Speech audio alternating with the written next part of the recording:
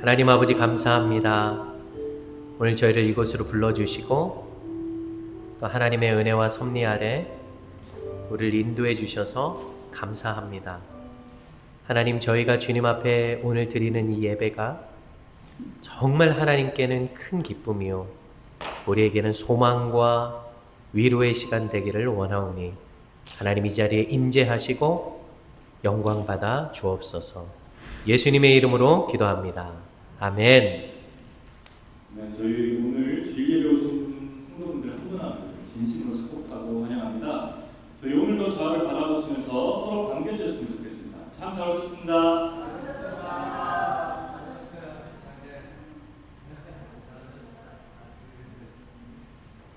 저희 첫 번째 차는 다 같이 앉으셔서 사랑드리기 바랍니다.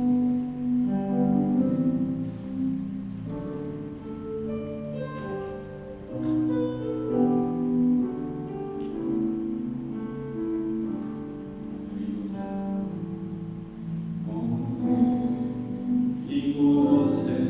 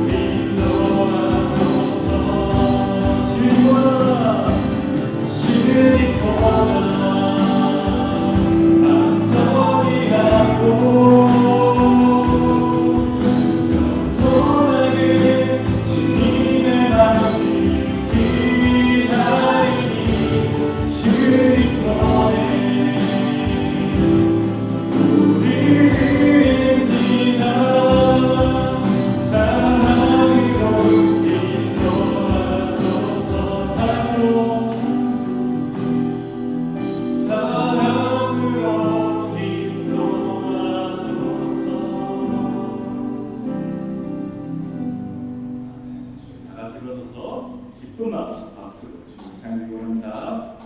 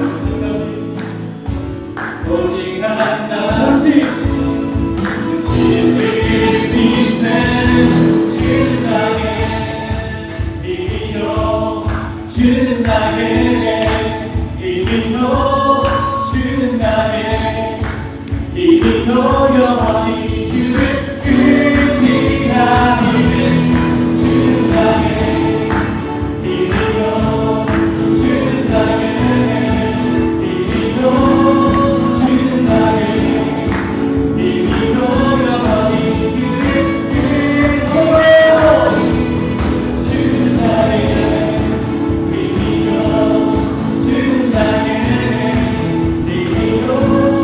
주는 나의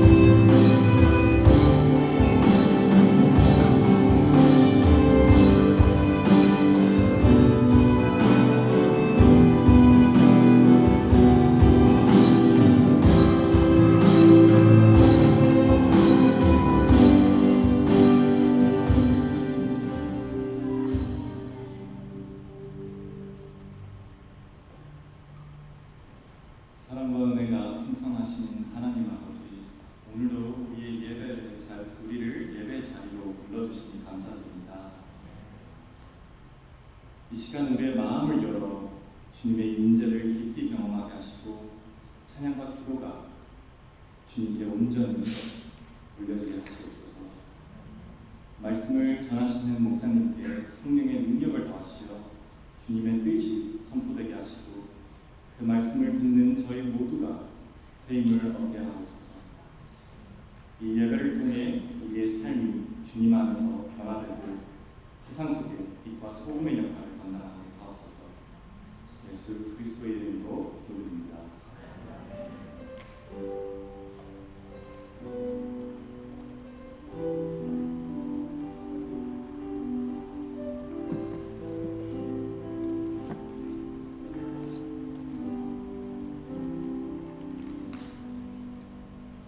다 같이 자리에서 일어나셔서 하나님 앞에 찬양 올리시겠습니다.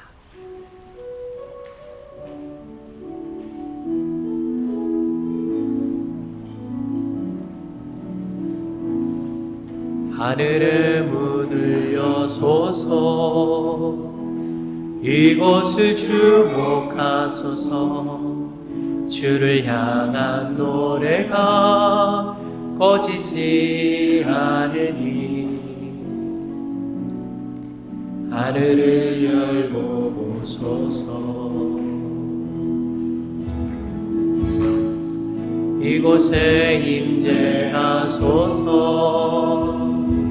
주님을 기다립니다. 기도의 향기가 하늘에 닿으니 주여 임재하여 주소서. 이곳에 오셔서 이곳에 앉으소서. 이곳에서 드리는 예배를 받으소서. 주님의 이름만이 오직 주의 이름만 이곳에 있습니다. 이곳에 오셔서 이곳에 앉으소서. 이곳에서 드리는 예배를 받으소서. 주님의 이름만이 오직 주의 이름만 이곳에 있습니다.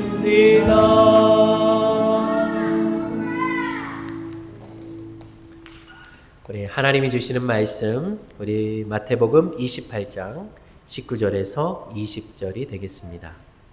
마태복음 28장 19절에서 20절, 우리 두 절 우리 함께 한 목소리로 합독하겠습니다. 함께 읽습니다. 시작. 그러므로 너희는 가서 모든 민족을 제자로 삼아 아버지와 아들과 성령의 이름으로 침례를 베풀고 내가 너희에게 분부한 모든 것을 가르쳐 지키게 하라. 볼지어다 내가 세상 끝날까지 너희와 항상 함께 있으리라 하시니라. 아멘. 자리에 앉으시겠습니다. 하나님,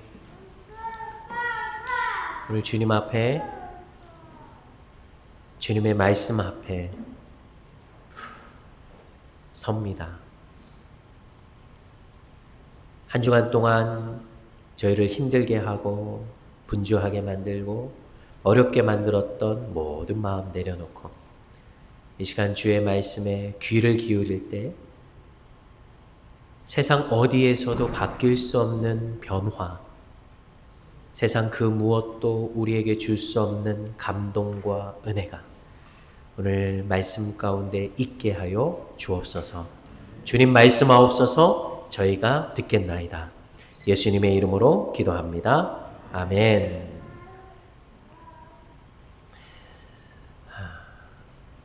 오늘 저희들은 지금까지 부르심이라고 하는 주제로 저희들의 신앙과 삶을 조망해 보았습니다. 지난 시간 동안 나눈 말씀, 우리가 또 살아낸 삶들, 여러분 어떻게 은혜의 시간 되셨나요? 네. 이렇게 세어보니까 12주더라고요. 오늘이 딱 12주째입니다. 와, 벌써 12주나 들었나? 이 주제에 대해서. 이제 들을 만큼 들었네. 중요한 게 있어요. 여러분 메시지 들으시면서 하나님의 부르심을 여러분 마음에 받으셨나요? 여러분 그 부르심에 응답하셨나요? 저에게도 하나님이 주시는 그 메시지가 깊은 메시지가 있었던 것 같아요. 그래서 저도 부르심에 응답하려고 많이 했어요. 그러면서 기도했던 것은 우리 사랑하는 성도님들이 정말 하나님이 각자의 부르심이 있을 텐데 그 부르심에 응답하는 삶이 되었으면 좋겠습니다.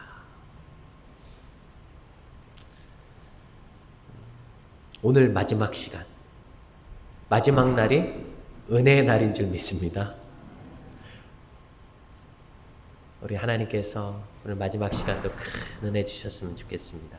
자, 마지막이니까 정리 한번 해볼까요? 네, 정리. 부르심의 4가지 기둥을 제가 좀 정리를 해봤어요. 부르심의 시작. 시작에는 무엇이 있을까? 시작은 요거를 기억하시면 좋을 것 같아요. 한번 따라볼까요? 의문, 욥바, 신앙의 근력. 하나님은 우리를 부르실 때 의문 속에 부르시는 경우가 참 많다. 근데 우리는 갈림길 어디에 선다고요? 욥바에 서게 된다. 그럼 욥바에서 의구심의 끝까지 가야 되는데 그 끝까지 가는 동안 신앙의 근력이 생기는 거예요. 그렇죠? 의문, 욥바에서 의문의 끝까지 가는 동안 신앙의 근력이 생긴다. 그러면 욥바로에서 끝까지 가서 하나님 못 만나는 사람은 신앙의 근력이 있을까요? 없을까요? 안타깝게도 끝까지 가지 않으면 신앙의 근력 없어요. 그래서 어떤 이들은 산을 오르는데 그 산 너끈히 오르고 산을 오르면서 좋은 광경과 그 정상에서 바라보는 뷰 모든 걸 느끼지만 어떤 이들은 산을 못 오르고 그 산은 못 오를 산이야. 그리고 끝나는 거예요. 좋은 게 참 많은데 못 누리는 것처럼 우리 신앙에도 얻을 수 있는 것들이 참 많고 하나님 경험해야 될 수 있는 건 많은데 그것 경험 못하고 하나님 일 안 하셔. 하나님 뭔가 나를 광야만 걷게 하셔. 뭔가 지금 요즘에 안 좋아. 라고 할 수 있다는 것이죠. 신앙의 근력을 키워야 되는 것이죠. 자, 부르심의 자리가 있어요. 하나님은 우리를 부르실 때 어느 자리로 부르시는가 2가지로 살펴봤어요. 구약에서는 하나님의 땅이라고 하는 것으로 살펴봤어요. 가나안 땅. 그럼 신약에서는 하나님의 나라에 대해서 살펴봤어요. 하나님 나라. 근데 하나님의 땅을 하나님의 땅으로 받아들이려면 루하흐의 역사가 일어나야 된다. 한번 따라볼까요? 루하흐의 역사. 하나님의 생명이 우리 안에 역사되는 이 역사가 일어나야 되는 것이죠. 또 하나는 하나님이 주어가 되는 삶이에요. 그러니까 루하흐의 역사가 일어나면서 하나님의 주어가 되는 삶이 우리에게 펼쳐지면 하나님의 땅, 내 삶이네요.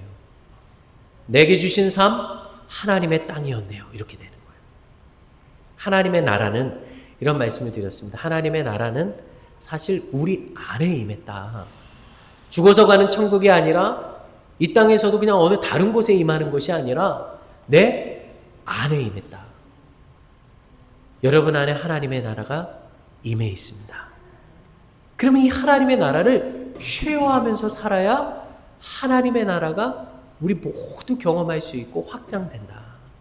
그래서 어디 나가서 전도하는 것도 아주 중요하지만 우리 안에 임한 하나님의 나라, 하나님의 은혜로 주신 것들을 함께 쉐어하면서 그 나라를 확장해 나가자. 이것이 부르심의 자리예요.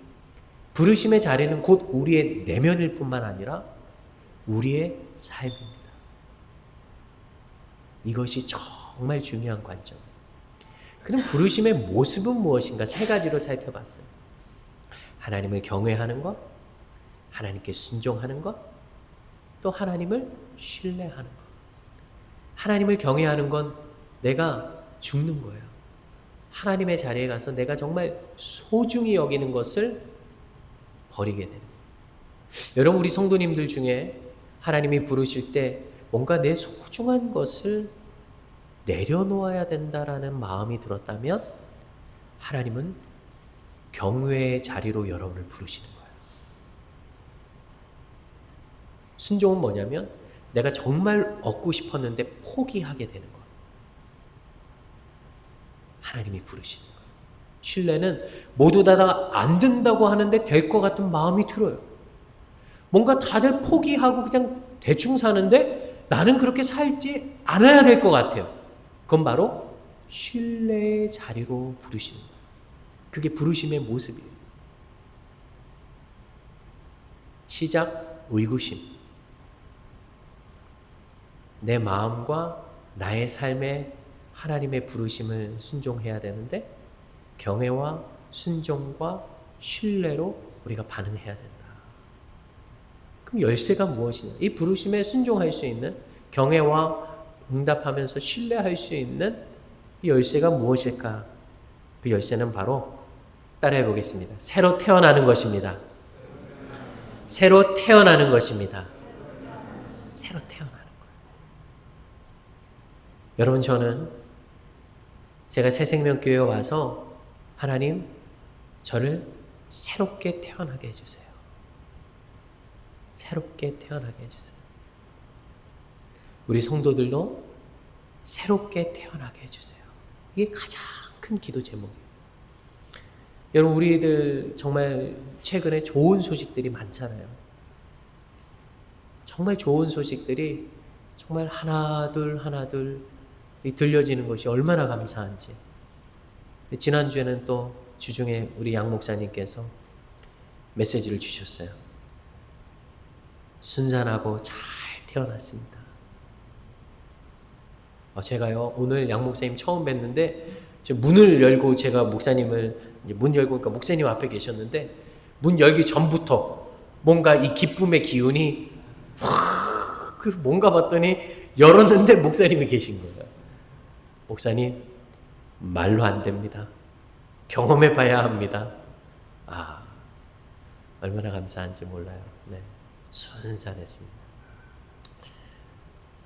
그런데 모든 기쁜 소식들이 많이 들리고 앞으로도 많이 들리길 바라지만 그거보다 더 중요한 저의 기쁨이요, 하나님의 기쁨은 하나님, 저 새로 태어나요.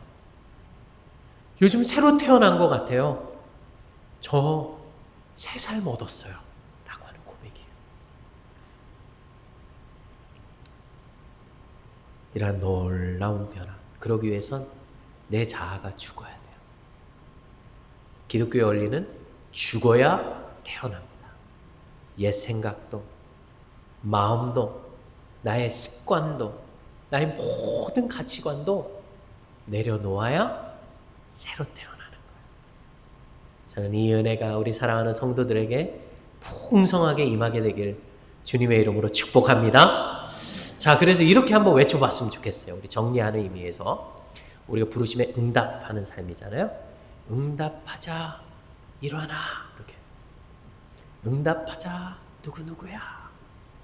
그렇죠? 우리 한번 해볼까요? 시작. 응답하자, 일어나. 한 번 더. 응답하자, 일어나. 네. 우리 옆에 분에게 축복합시다. 응답합시다. 네. 정말 우리 모두 응답하는 2026년 됐으면 좋겠어요. 이제 곧 지나면 11월에 추수감사주일이죠. 여러분, 무엇으로 감사하시겠습니까? 새로운 삶으로, 부르심에 응답하는 삶을 감사할 수 있기를 바라요. 오늘은 지금까지 정리한 이 응답하는 삶이 얼마나 중요한 것인지를 제가 구약과 신약의 가장 중요한 성경 구절을 가지고 연결시킬 거예요. 우리가 사실 개인적으로 이렇게 응답하는 삶은 아주 작은 것일 뿐이지만 하나님이 이것에 얼마나 관심이 많으신지, 우리가 죽고 새로 태어난다는 것이 그냥 구호가 아니라 하나님이 이걸 성경에서 얼마나 중요하게 다루셨는지를 제가 연결시키면서 이 응답하는 삶의 주제를 마무리하려고 합니다. 한 아내가 평생의 기도 제목이었던 남편을 교회에 데리고 나왔습니다. 하나님께 은혜 받고 가족이 다 나오기를 위해서 기도했는데 잘 안 됐어요. 자녀들은 나왔는데 이 남편이 안 맞는 거예요. 세상에서 가장 움직이기 힘든 존재가 누구예요? 남편이에요, 남편. 근데 이 남편이 어느 날 어떤 마음이 들었는지 교육했다는 거예요. 그래서 왔는데 주보를 봤어요. 오늘 담임 목사님 일단 계신가? 담임 목사님 안 계시면 안 되잖아요. 처음 왔는데. 그리고 기도자는 누구신가? 이 기도 참 이게 늘 은혜롭고 좋은데 이 길게 하시는 우리 장로님 걸리시면, 우리 집사님 걸리시면 안 되는데 하면서 기도자 봤는데 너무 좋아요. 할렐루야. 근데 성경 본문이 큰일 났어요. 창세기 5장. 창세기 5장은 뭐냐면 신약의 마태복음 1장과 함께 읽는 순간 잠들어 버린다는 이 창세기 5장이 있어요. 그게 뭐냐면 누가 낳고 죽고 이게 창세기 5장이에요. 그러니까 이 성경 구절을 담임 목사님이 하는데 이거 큰일 났다. 아니나 다를까 설교 듣는데 남편 얼굴이 너무 심각한 거예요. 갈수록 굳어지고 하나님 이 기회를 왜 이렇게 만드십니까? 근데 이제 잠자리에 자려고 누웠는데 남편이 그러는 거예요. 여보, 오늘 교회 참 힘들었어. 이게 올 게 왔다. 이제 끝이구나. 근데 다음 말이 너무 놀라웠어요. 다음 주일부터 나 교회 갈게. 그런 거예요. 너무 궁금해가지고 여보, 아니 오늘 좀 힘들지 않았어? 설교 들을 때? 힘들었지. 마음이 너무 힘들었어. 낳고 죽고 하는데 뭔가 내 마음에 이 단어가 떠오르더라. 너도 죽어. 너도 죽어. 이게 떠나지 않아가지고 도무지 견딜 수가 없어. 다음 주일부터 교회 갈 거야. 남편의 고백이었습니다. 여러분, 누구나 그냥 지나갈 성경 구절도 하나님이 사용하시면 은혜가 됩니다. 오늘 제가 설명하는 신약과 구약의 구절은 정말 중요한 구절인데 그냥 훅 지나가기도 하고요. 중요하다는 건 알고 있지만 별로 내 삶과 관계없게 하는 사람들이 참 많아요. 그거를 한번 살펴보고자 하는 것입니다. 창세기 1장 28절이에요. 창세기 1장 28절은 하나님이 이 세상을 창조하시고 인간에게 처음으로 주신 명령입니다. 무엇이라고요? 명령이에요. 그러면 정말 기억해야 되는데 이 명령이 우리 삶 속에 있는가? 이 명령을 담고 살아가는가? 하면 그렇지 않은 경우가 참 많은 것 같아요. 한번 같이 읽어보겠습니다. 시작! 하나님이 그들에게 복을 주시며 하나님이 그들에게 이르시되 생육하고 번성하여 땅에 충만하라. 땅을 정복하라. 바다의 물고기와 하늘의 새와 땅에 움직이는 모든 생물을 다스리라 하시니라. 아멘. 생육하고 번성하여 땅에 충만하라. 이 구절이에요.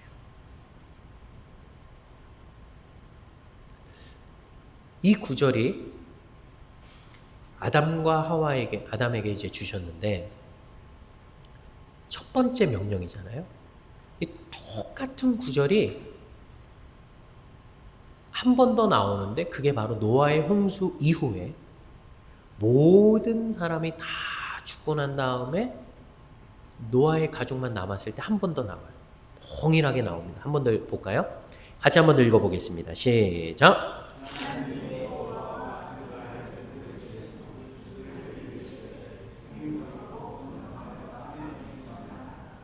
얼마나 중요하면 한 번 더 말씀하셨을까요? 첫 사람에게 주시고 모든 사람이 죽고 나서 첫 가정에게 주셨어요. 핵심은 생육하고 번성하여 땅에 충만하라. 이게 무슨 뜻일까요? 하나님은 하나님의 형상으로 창조된 아담이 그리고 하와가 생육하고 번성하고 땅에 충만해지길 원했어요. 그의 자손들이요. 근데 노아에게 다시 이거를 주셨을 때 의미는 무엇일까요? 하나님의 사람이 많아지길 바랬는데 선악과 사건 이후로 범죄한 사람들이 많아지는 거예요. 이해하기는 쉽죠. 여러분, 하나님의 이 명령을 우리가 준행하는 데 있어서 하나님의 형상을 지니지 않고 하나님을 대적하고 반대하는 사람이 이 땅에 생육하고 번성하고 충만하시길 하나님이 원하실까요? 원하지 않으실까요? 원하시지 않으시겠죠. 노아를 통해서 좀 더 확증되는 거예요. 아, 하나님은 하나님의 사람이 생육하고 번성하고 땅에 충만하는 것을 원하시는구나. 이것은 신약 성경에도 동일하게 반복이 됩니다. 마태복음 28장이에요. 우리가 잘 아는 구절인데요. 그러므로 너희는 가서 모든 민족을 제자로 삼아 아버지와 아들과 성령의 이름으로 침례를 베풀고 내가 너희에게 분부한 모든 것을 가르쳐 지키게 하라. 볼지어다 내가 세상 끝날까지 너희와 항상 함께 있으리라 하시니라. 이거는 지상 대명령이라고 해서 예수님이 이 땅에 올라가실 때 하셨던 명령입니다. 여기도 동일해요. 전 구절 보아주시면 제자로 삼아. Make disciples. 이건 뭐냐면 제자가 되고 제자를 만들고 또 제자를 만들고 그럼 어떻게 돼요? 제자가 이 땅에 생육하고 번성하고 충만해지는 제자의 충만. 구약은 하나님의 형상을 담은 사람의 충만. 신약은 제자의 충만. 그러니까 이 충만해지는 것을 하나님은 원하셨고 바라셨다라고 하는 것입니다. 그렇다면 우리 신앙생활의 목적이 무엇이 되어야 할까요? 충만. 근데 무엇의 충만이에요? 하나님의 사람의 충만. 네. 제자의 충만. 그러니까 내가 죽고 하나님의 사람으로 다시 태어나는 부르심에 응답하려고 하면은 새로 태어나야 가능한 것인데 새로 태어난 사람들의 충만이 바로 성경에서 이야기하는 가장 하나님의 메시지의 핵심이라는 거예요. 하나님의 명령에, 예수님의 명령에, 성경의 중심에 흐르는 이 핵심이 바로 새로 태어난 사람의 충만이다. 하나님은 부르심을 통해 우리를 그 자리로 부르신다라고 하는 것입니다. 우리의 신앙을 점검해 보는 거예요. 정말 나 새로 태어났나? 새로 태어나야 될 것이 있나? 하나님이 우리를 부르신다면 새로 태어날 게 있는 거예요.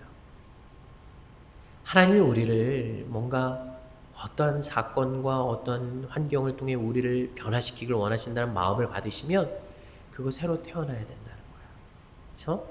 죽고 태어남의 은혜가 우리에게 있기를 간절히 소망합니다.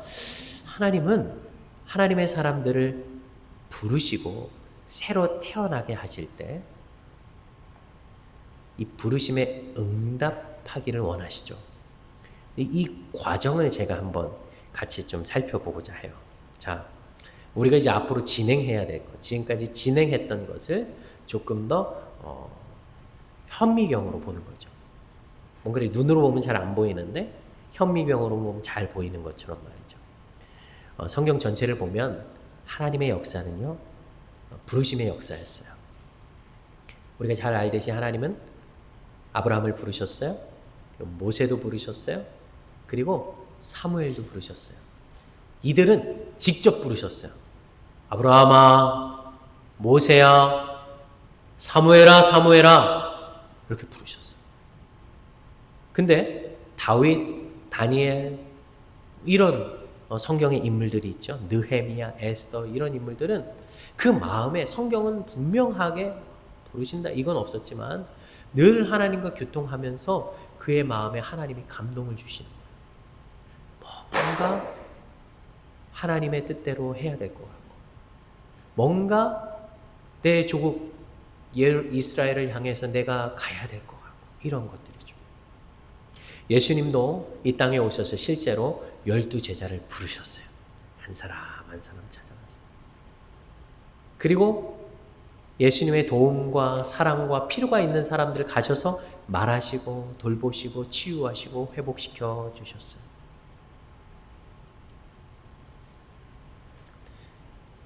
이들이 하나님의 부르심에 응답해서 성경의 스토리가 있는 거예요. 아브라함의 스토리, 모세의 스토리, 사무엘, 다윗, 다니엘. 여러분 이것이 그들이 응답하지 않았다면 성경의 스토리가 없었을 거예요. 예수님의 12제자들도 응답했습니다. 그러나 예수님 부르셨을 때 응답하지 않고 다른 음성에 응답한 가룟 유다도 있었죠. 여러분 12제자들이 사도행전의 역사 속에 교회를 세우고 쫙쫙쫙쫙 교회의 역사를 이뤘어요. 그 역사에 부르심에 응답한 삶이 바로 사도행전이에요. 근데 그 부르심에 응답하지 못하고 속여다가 죽어나간 아나니아와 삽비라라고 하는 그런 사람도 있었죠. 여러분 부르심에 응답하는 이야기가 바로 성경이에요. 부르심의 관점에서 성경을 보면요 얼마나 재밌는지 몰라요. 이 성경을 주신 이유가 무엇일까요? 그것은 바로 우리 또한 부르심에 응답하는 삶을 한 페이지 한 페이지씩 우리 인생에 적어나가기를 원하시는 하나님의 마음이 있기 때문에 그렇습니다. 그런데 하나님이 부르셨던 사람들, 예수님이 신약에서 부르셨던 사람들은 뭔가 조금 이 사람 참 잘 불렀다 말하기에는 좀 아닌 것 같은데 하는 사람들이 좀 있어요. 좀 전투력이 떨어지는 사람들이 있잖아요. 예수님이 스카우트 하려면 좀 잘하셔야 되는데 이게 잘못됐어요. 스카웃이 잘못됐어요. 예수님 뭐 말하면 믿어야 되는데 아닙니다 예수님 이러다가 너는 마귀의 역할을 하고 있다 뭐 이렇게 듣고 얼마나 불편해요 서로가. 그러니까 척하면 알아들을 사람 하면 얼마나 좋아요. 말하면 딱 되잖아요. 근데 그런 게 아니었어요. 근데 하나님의 부르심에는 응답한 스토리가 있는데 응답할 때 좌충우돌 머뭇거림과 망설임이 신약성경, 구약성경에 다 있다는 거예요. 이게 다른 종교의 경전과 달라요. 여러분 실수와 실패는 들어가면 안 되잖아요. 아니 좀 멋지게 보이고 포장도 잘 해야 되는데 이런 것들이 성경에 들어가면 안 되는 거잖아요. 그런데 어째요? 그게 다 들어가 있어요. 왜요? 그게 우리 삶이니까요. 하나님 우리에게 부르시고 우리가 응답하는데 참 마음처럼 안 돼요. 불편하고 힘들고 머뭇거리고 또 좌절하고 뒤돌아가기도 하고요. 그런데 그런 것들이 성경을 통해서 우리가 하나 둘 그래 나 열심히 해야 되겠구나. 조금만 가면 되겠구나. 이렇게 되는 거예요. 왜요? 부르심에는 하나님의 변화의 역사가 있기 때문에 그렇습니다. 한번 따라할까요? 부르심에는 하나님의 변화의 역사가 반드시 있습니다. 그러니까 우리가 응답을 망설이지 않을 이유는 온전해서 응답하는 게 아니라 응답하면서 변화되는 스토리가 우리에게 있기 때문에 그렇고 성경도 수많은 인물들이 그것들을 증언하고 있다라고 하는 것입니다. 중요한 것은 부르심에 응답하느냐 아니냐의 차이예요. 자격이 아니라 응답입니다. 여러분, 하나님을, 세상을 창조하신 하나님이 여러분들을 부르실 때는 그에 합당한 변화가 있습니다. 여러분들 너무나도 잘하시는 하나님이 여러분 무엇을 어려워하고 무엇을 힘겨워하고 무엇에 장애물이 될지 다 아세요. 그럼에도 불구하고 왜 부르십니까? 하나님은 응답하는 과정 중에 여러분을 변화시키실 것이기 때문에요. 부르심에 응답하느냐, 응답하지 않느냐의 차이입니다. 자, 이 모든 것을 다 알아도 그러면 응답하지 않으면 안 되는 거잖아요. 이런 논리라면 하나님 부르시고 변화의 계기도 있고 내가 변화하면 너무 좋은 건데 응답하지 않으면 안 되는데 왜 여전히 많은 이들이 응답하기를 꺼려할까요? 그것은 응답하기 위해서는 결단을 해야 되기 때문에 그것은 바로 주인이 바뀌는 결단이에요. 부르심에 응답하는 삶은 내 주인을 바꾸는 겁니다. A 주인에서 B 주인으로 바뀌는 게 아니라 내가 주인 되었던 자리에서 내려나고 하나님이 주인이 되시는 거예요. 하나님이 주인이 되시는 거예요. 우리 신앙의 핵심은 바로 이 싸움입니다. 주인됨의 싸움이에요. 여러분, 신앙의 많은 문제들, 장애물들, 그리고 불편함들, 그리고 하나님이 일하시지 않는 것 같아 보이는 내 삶을 경험할 때 그 삶 속에서 가장 깊은 곳에 들어가면 여전히 놓지 못하고 포기하지 못하는 우리의 삶이 있다는 사실입니다. 내 인생의 주권을 여러분 오래도록 붙잡고 사셨을 텐데 그래서 여러분의 삶이 나아지셨나요? 여러분, 그렇게 붙들고 애쓰고 내 뜻대로 했는데 여러분의 삶이 행복하셨나요? 내가 원하는 대로 다 해도 뭔가 한 구석이 공허하고 불편하고 채워지지 않는 무언가가 있다면 여러분에게 필요한 건 하나님이 이끄시는 삶이에요. 하나님이 주시는 것들을 여러분 삶에 채울 때 마지막 퍼즐이 완성이 되는 것입니다.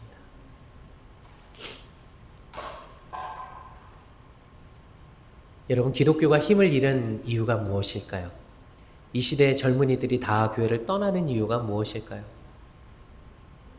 여러분, 기독교 나라라고 하는 이 미국도 지금 교회가 쇠퇴하고 감소하고 있습니다.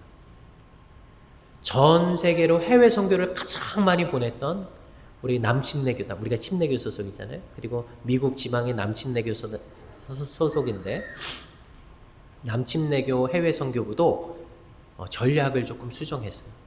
해외로 보내다가 큰 포션을 국내 선교로 바꿨습니다. 교회가 자꾸 없어지니까요. 그래서 그 혜택을 누가 받고 있어요? 우리 교회가 받고 있어요. 국내 선교부 교회 개척하는 프로그램에 가입을 하면 그 개척 지원금을 주시거든요. 그게 이제 우리 목사님께서 신청하셨고 원 목사님께서 그리고 이제 내년까지 받게 되는 거예요. 왜 그렇게 합니까? 교회가 힘을 잃고 약해지기 때문에 그래요. 여러분, 개척하는 교회가 다 잘 되면 좋은데 개척하는 퍼센테이지 중에 여러 퍼센테이지가 있지만 살아남는 교회는 아무리 높게 잡아도 20% 밑이에요. 교회가 사라지고 개척하는 교회도 살아남지 못하면 결국 교회는 어떻게 돼요? 힘을 잃고 점점 쇠퇴하는 거죠. 이건 아마도 특별한 주님의 정말 은혜가 없이는 주님 오실 때까지 그럴 거예요. 근데 그 주된 이유가 무엇일까요? 세상의 문제는 아닌 것 같아요. 세상은 지금까지 수천 년 동안 악했어요. 세상이 악하지 않은 적 없었고 세상이 교회를 핍박하지 않은 적이 없었어요. 세상과 우리의 문화는요 달랐어요. 처음부터 끝까지 지금까지 달라왔어요. 그런데 이전에 부흥의 역사를 경험했고 그리고 이전과 달랐던 교회가 신뢰받고 교회가 정말 모든 사람들이 교회가 희망이라고 얘기했을 때는 어떤 때였나요? 하나님의 사람이 많았을 때. 단순히 교인 수가 아니라 하나님의 사람이에요. 하나님 주인된 사람이에요. 하나님께 주권을 내어드린 사람이 교회에 많았을 때, 그때는 교회가 하나님의 뜻대로 갔습니다. 하나님의 주인된 사람들이 모이지 않고 각자 주인된 사람이 교회에 모여서 예배하고 사역하고 회의하고 이 진행되는 일들이 참 잘 되는 것 같아 보였지만 하나님의 역사는 사라졌어요. 가장 우리가 두려워야 될 건 무엇인가요? 매주 모여서 예배할 수 있어요. 그런데 하나님의 뜻과 반대되는 길을 걸어가는, 하나님이 원하시는 일들이 있는데 하나님이 원하시는 일들이 이루어지지 않을 때, 교회, 우리의 인생에, 우리의 삶에 말이죠. 몇몇 사람들이 저한테 전화를 해요. 목사님 어떻게 잘 지내요? 그래서 왜요? 어쩐 일이세요? 그랬더니 개척한 지 이제 담임 목회한 지 이제 한 달 됐잖아요. 그래서 어떻게 성도님들은 조금 많이 오세요? 아직 한 달밖에 안 됐는데 지금. 그리고 오시는 분은 다 또 사정도 있고 환경도 있고 하나님이 보내주시고, 많이 오면 원 목사님이 잘하셨기 때문에 그런 거고, 적게 오면 아직 제가 시작한 지 얼마 이어받은 지 안 됐기 때문에 그런 거고. 저는 그거 전혀 중요하지 않아요. 저는 담임 목회하는 동안 숫자 전혀 중요하지 않아요. 여러분, 우리가 하나님이 주인된 성도들이 많아지는 것이 중요해요.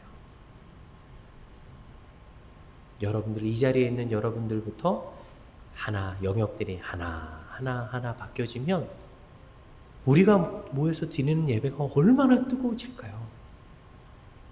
우리가 함께 나누는 교제가 얼마나 은혜가 가득할까요?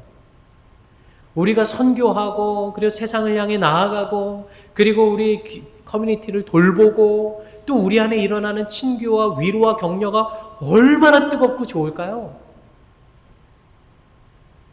이렇게 좋은 공동체가 될 때, 누군가가 왔을 때 이곳은 하나님의 공동체구나, 이곳은 하나님의 공동체구나, 그래서 여기 와야 되겠다 하지 않을까요? 이것이 중요한 거예요. 하나님께도 이와 동일하지 않을까요? 하나님도 이와 동일하지 않을까요? 하나님이 원하시는 것, 우리 삶의 주인이 바뀌는 것입니다. 감사한 것은 커피 브레이크를 하면서 정말 이 변화의 이야기들이 함께 나눠질 수 있다는 것이 얼마나 감사한지 모르겠습니다. 한 분 한 분 만날 때마다 정말 변화하고 싶다는, 변화되고 있다는, 뭔가 이 도전과 감동의 이야기들이 정말 하나님께 감사하게 만드는 거예요. 한 사람이면 모르겠는데 2사람, 3사람, 4사람, 5사람 계속 들려지는 것이 얼마나 감사하죠. 오늘의 말씀이 누군가에게는 평범한 말씀일 수 있어요. 그리고 오늘 정리한 건 딱 끝났습니다. 그래서 끝나고 말 수 있는 설교일 수 있어요. 그런데 누군가에게는 너도 죽어, 이 음성으로 들릴 수도 있잖아요. 얘야, 내가 너를 부르고 있다. 나의 부르심에 응답하렴. 이 하나님의 메시지와 하나님의 음성이 여러분 모두 각자의 심령에 들려지고, 변화의 삶, 응답하는 삶, 새로운 삶, 새로 태어나는 이야기가 우리 새생명 비전교회에 가득할 수 있게 되기를 주님의 이름으로 축복합니다. 함께 기도하겠습니다.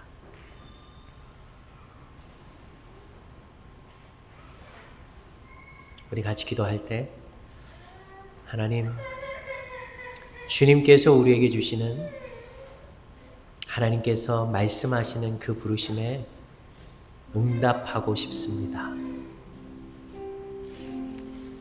응답하고 싶습니다. 정말 이전과 다른 삶 나에게도 펼쳐지면 좋겠습니다.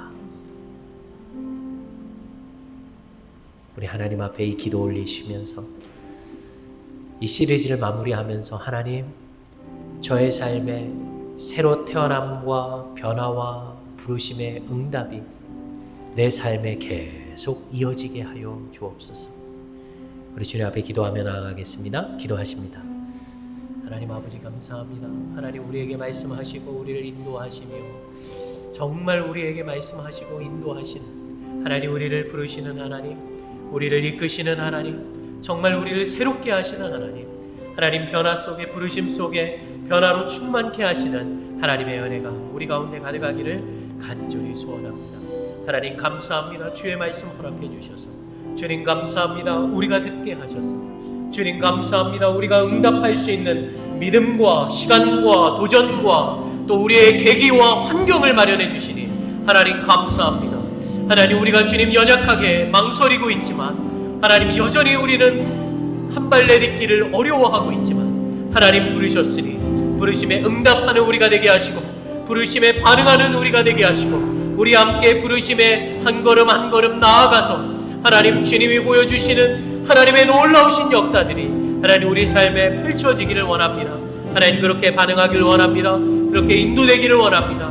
그렇게 하나님과 함께 나아가기를 원합니다. 하나님 도와주옵소서.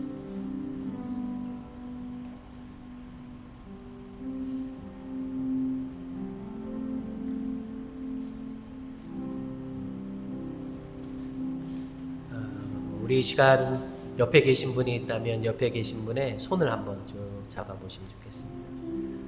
자, 옆에가 안 된다 그러면 앞뒤로 좀 잡아주세요. 앞뒤로 잡고 우리가 서로를 위해 같이 기도했으면 좋겠습니다. 우리 사랑하는 우리 옆에 손잡은 정말 지체가 하나님 안에서 응답하는 삶 살게 하여 주옵소서. 그리고 또 한 가지, 우리 새생명 비전교회가 하나님의 부르심에 응답하는 교회 되게 하여 주옵소서.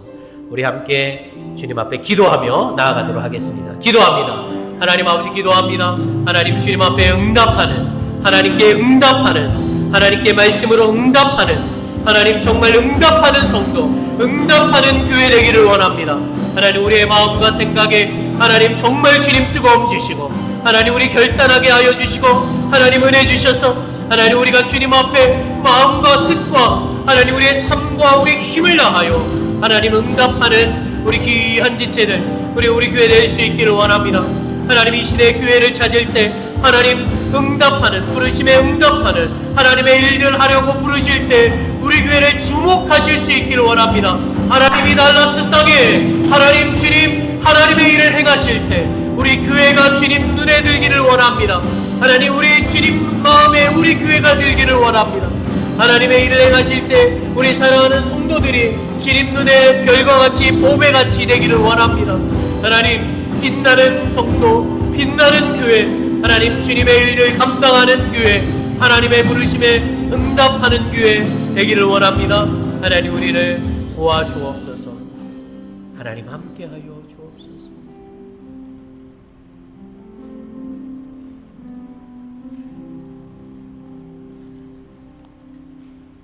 우리 이 시간 마음을 다해서 마음의 고백을 담아서 우리 주님 앞에 찬양 올리시겠습니다.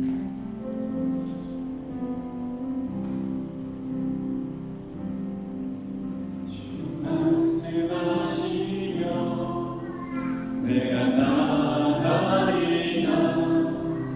주님 뜻이 아니면 내가 멈춰서리라. 나의 가고 서는 곳 주님 뜻에 있으니 오 주님 나를 이끄소서. 주님 말씀하시면 주님 말씀하시면 내가 나가리라. 주님 뜻이 아니면 내가 멈춰서리나. 나의 가고 서린 곳 주님 뜻에 있으니 오 주님 나를 이끄소서. 뜻하신 그곳에 나 깊이 원합니다. 이끄시는 대로 순종하며 살리니 연약한 내 영혼 도가여 일어나소서. 주님 나라와 그 뜻을 위하여 뜻하신 그곳에 나 있기 원합니다. 이끄시는 대로 순종하며 살리니 연약한 내 영혼 통하여 일하소서. 주님 나라와 그 뜻을 위하여 오 주님 나를 이끄소서. 오 주님 오 주님 나를 이끄소서. 하나님 감사합니다. 우리에게 다시 한번 부름의 기회를 주셔서 감사합니다. 세상도 포기하고 나조차도 포기한 내 인생에 끊어졌던 부르심을 우리 하나님이 다시 시작해 주시니 감사합니다. 무엇으로 하나님께 보답할고 내 신앙생활에 무엇을 해야 하나님이 기뻐하실까? 말씀을 통해 내가 죽고 새로 태어나는 것, 그렇게 부르심 가운데 신앙의 근력이 생기고 부르심의 끝에서 우리 주님 만나는 것이 하나님 기뻐하신다는 것을 배우게 하심을 감사합니다. 결단으로 끝나지 않고 순종하며 경외하며 신뢰하며 하나님 우리에게 펼쳐주신 삶의 자리로 나아가고자 하오니 주님 우리를 통하여 일하여 주옵소서. 오늘 주님 앞에 예물 드린 주의 성도들 한 분 한 분 그 가정과 마음을 살펴주시고 주님께 더욱더 기쁨과 감사함으로 믿음의 고백을 예물에 담아서 들을 수 있는 믿음 더하여 주시고 부르심에 응답할 수 있는 믿음의 결단도 풍성하도록 하나님 축복해 주옵소서. 예수님의 이름으로 기도합니다. 아멘. 자, 우리 좌우 앞뒤 분에게 우리 축복했으면 좋겠습니다. 이제 끝났습니다. 그런데 이제 시작이래요. 한 번 더 축복합시다. 부르심에 응답합시다. 네, 정말 부르심에 응답합시다. 우리 다 같이 자리에서 일어나셔서 우리 권면의 고백 하겠습니다. 여러분은 서로 화목하게 지내십시오. 형제 자매 여러분, 여러분에게 권면합니다. 무질서하게 사는 사람들을 훈계하고 마음이 약한 사람을 격려하고 힘이 없는 사람을 도와주고 모든 사람에게 오래 참으십시오. 아무도 악으로 악을 갚지 말고 도리어 서로에게 모든 사람에게 항상 좋은 일을 하려고 애쓰십시오. 항상 기뻐하십시오. 끊임없이 기도하십시오. 모든 일에 감사하십시오. 이것이 그리스도 예수 안에서 여러분에게 바라시는 하나님의 뜻입니다. 아멘.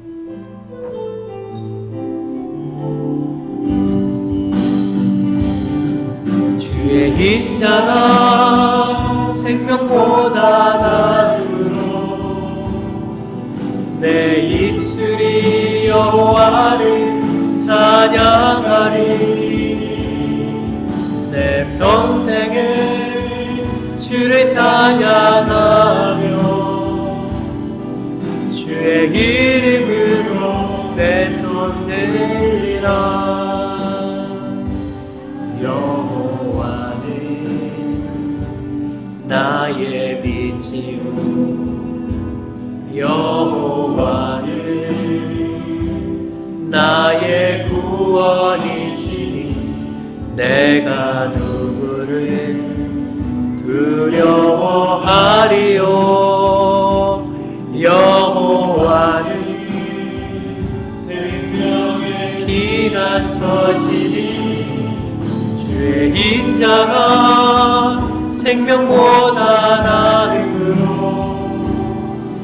내 입술이 여호와를 찬양하리. 내 평생을 주를 찬양하며 주의 이름으로 내 손 들리라.